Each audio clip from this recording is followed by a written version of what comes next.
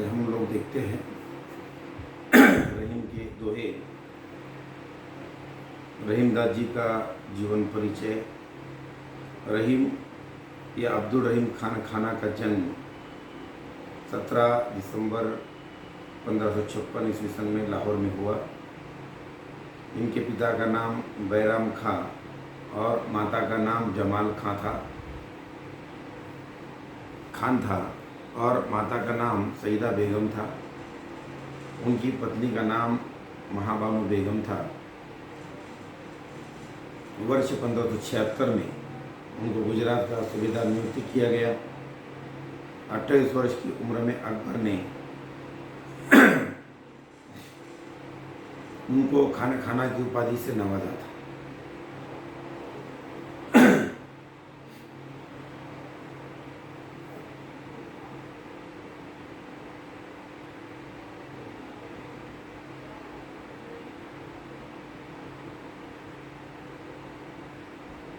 उनको अकबर के नवरत्नों में वह अकेले ऐसे रत्न थे जिनका कलम और तलवार दोनों विधाओं पर समान अधिकार था। उनकी मृत्यु 1 अक्टूबर 1627 ईस्वी में हुई। रहीम जब 5 वर्ष के थे उसी समय गुजरात के पाटन नगर में 1561 में इनके पिता की हत्या कर दी गई थी। इनका पालन पोषण स्वयं अकबर की देखरेख में हुआ। इनकी कार्यक्षमता से प्रभावित होकर अकबर ने 1572 ईस्वी सन में गुजरात की चढ़ाई के अवसर पर इन्हें पाटन की जागीर प्रदान की। अकबर के शासनकाल में उनकी निरंतर पदोन्नति होती रही। कुछ महत्वपूर्ण वर्ष जिनकी उनके जीवन में अहम भूमिका रही है इस प्रकार है। 1576 ईस्वी सन में गुजरात विजय के बाद इन्हें गुजरात की सूबेदारी मिली।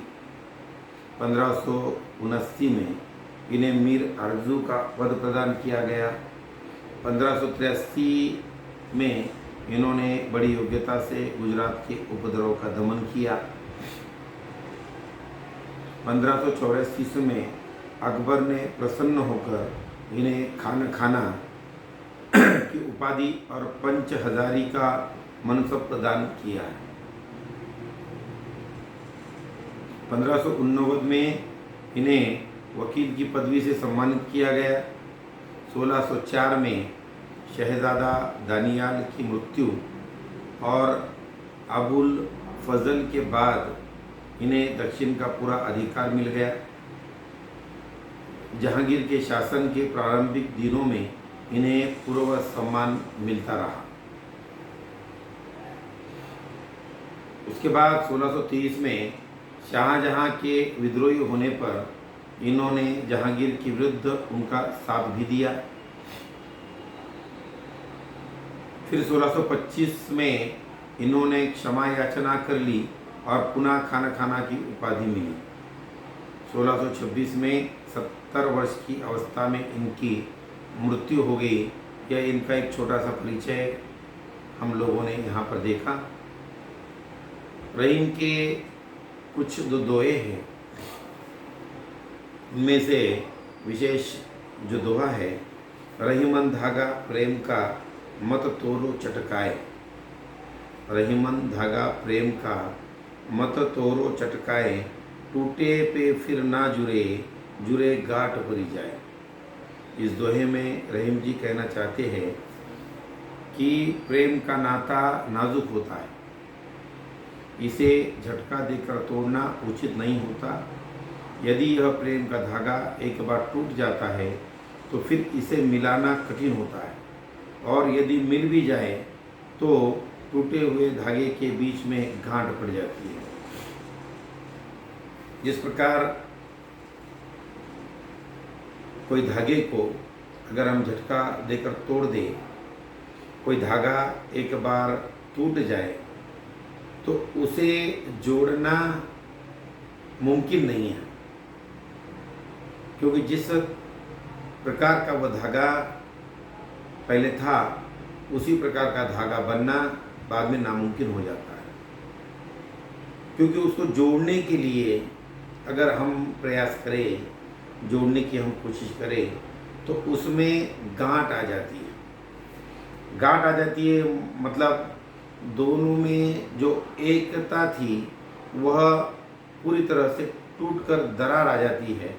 तो फिर बाद में उसको फिर वही एक जान उनका होना नामुमकिन हो जाता है। इसलिए रहीम कहते हैं कि इंसानों के बीच के रिश्ते भी एक धागे की तरह होते हैं। जिस प्रकार कोई धागा एक बार अगर टूट जाए तो वह धागा फिर से बिना गांठ के जुड़ नहीं सकता है। उसी प्रकार अगर किसी इंसानों के रिश्ते टूट जाए तो उनमें अवश्य ही दरार आ जाती है, और जो वह एक रिश्ता जो होता है वह रिश्ता फिर से जुड़ना मुश्किल हो जाता है। इसलिए किसी भी रिश्ते में बात करते वक्त अपनी ज़बान पर पूरी तरह से काबू रखना आवश्यक होता है। अगर आपका अपनी ज़बान पर काबू नहीं है, आप आपके ज़बान से कुछ बोल देते हैं, आपका रिश्ता अगर टूट जाता है तो फिर से उस रिश्ते को जोड़ना नामुमकिन हो जाता है। इसलिए किसी से बात करते वक्त या किसी के साथ रिश्ता तोड़ते जोड़ते वक्त इन बातों पर ध्यान देना आवश्यक है। ऐसा भी रहीम जी इस दोहे के माध्यम से यहाँ पर समझाना चाहते हैं।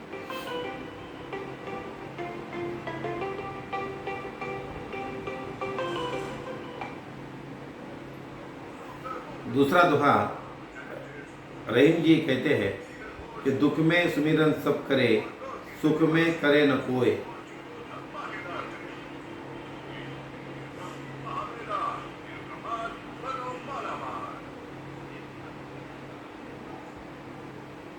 दुख में सुमिरन सब करे,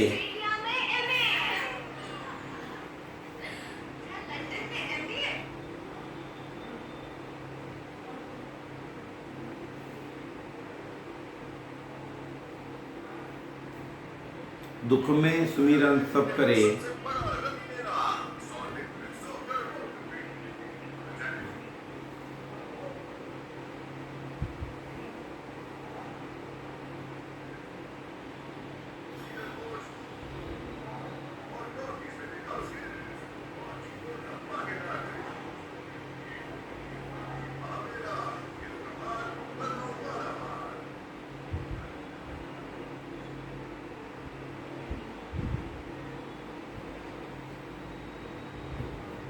दुख में सुमिरन सब करे, सुख में करे न कोय।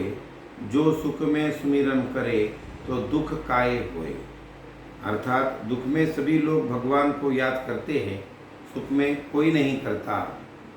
अगर सुख में भी याद करते तो दुख होता ही नहीं। यहाँ पर रहीम जी कहते हैं कि भगवान को हम जब याद करते हैं जब हम दुख में होते हैं, अर्थात हमारे जीवन में कुछ बाधा आती है, हमारे जीवन में कुछ अड़चनें आती है, हमारे जीवन में कुछ दिक्कतें आती है, तब हम भगवान की ओर भागते हैं, तब हम भगवान को याद करते हैं। लेकिन रहीम जी का ये कहना है कि भगवान को अगर हम पहले ही याद कर ले, भगवान का स्मरण कर ले, भगवान का पूजन कर ले, तो हमारे जीवन में दुख आएगा ही नहीं। लेकिन हम लोग कोई भी काम हमारे जीवन में दिक्कतें आने के बाद उसका उपाय ढूंढते हैं। लेकिन रहीम जी का ये कहना है कि हमारे जीवन में दुख आए नहीं, इस बात के लिए अगर हम पहले ही इस बात की तैयारी कर ले तो हमारे जीवन में किसी प्रकार का दुख नहीं आएगा।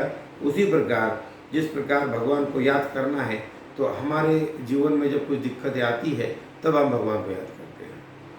अगर हम भगवान का नाम स्मरण, भगवान का पूजन हमारे जीवन में कोई दिक्कतें आने से पहले, दुख आने से पहले अगर हम लोग कर ले तो हमारे जीवन में किसी भी प्रकार का दुख नहीं आएगा और हमारा जीवन पूरी तरह से सुखी हो जाएगा। हम खुशहाल रहेंगे। उस खुशहाल जीवन के लिए भगवान को कुछ अपने जीवन में दिक्कतें आने से पहले ही अगर हम याद कर ले तो हमें इन दुखों का, इन समस्याओं का सामना करने की आवश्यकता ही नहीं पड़ेगी। लेकिन हम लोग अपने अपने स्वार्थ के कारण जब हमारे जीवन में समस्याएं आती है उस वक्त में भगवान को याद करते हैं। ऐसा भी रहीम जी यहाँ पर कहते हैं।